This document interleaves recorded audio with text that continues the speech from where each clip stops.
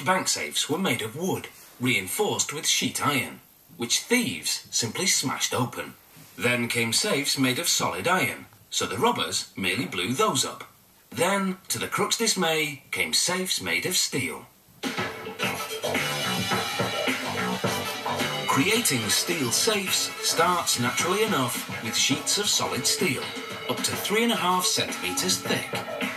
An automated oxygen and gas-fueled flame slowly cuts the plates that will form the walls of the safe.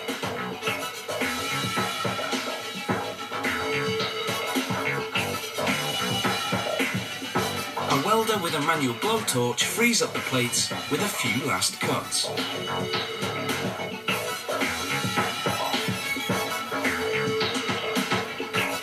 Then, using a large magnet, the plates are stacked. Each one is labelled so the workers will know in what order to assemble them.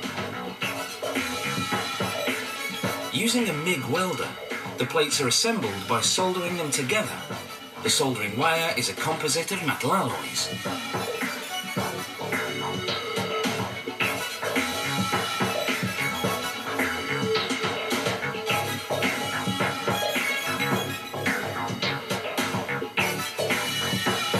Elsewhere in the factory, a semi-automatic saw cuts flat bars of steel. These bars will form the frame that will surround the steel plates.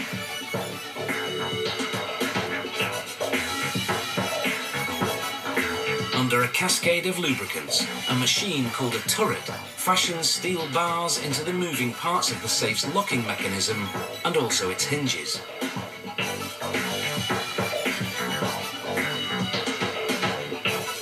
Usually, an assembly line moves the raw materials around a factory floor so that separate machines can work their magic.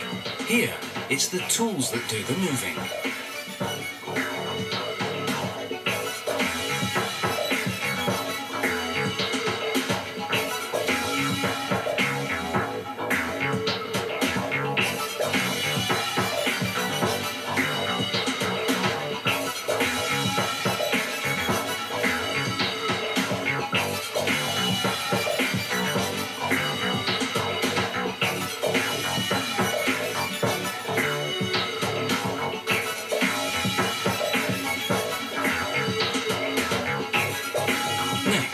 Pieces of sheet metal which have been cut into shapes by lasers are bent in a press to make parts for the mechanism.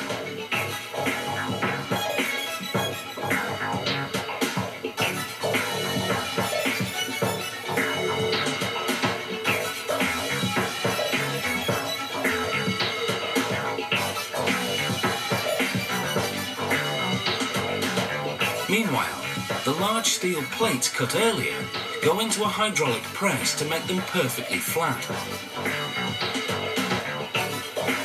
It's finally time to put all the components together.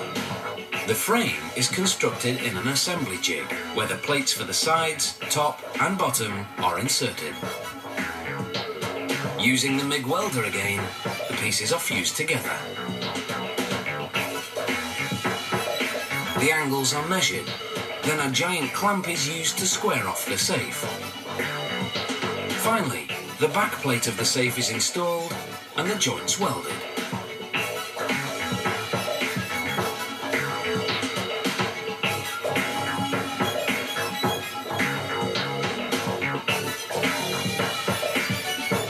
The safe is stood upright and the welding lines ground down until they're smooth. This factory also produces a composite safe, made of soft materials such as copper, aluminium and low-grade steel. But it has a cement core, making this safe harder to break into. The finished safe gets 3 coats of paint. Then in the finishing department, the mechanical or electronic locks are installed, along with the time-locking mechanisms. The time lock allows access to the safe only at certain times of the day, such as the bank's business hours. Even if the locks are pegged, the door won't open outside those set hours, keeping your hard-earned cash away from the grubby fingers of the local bank robber.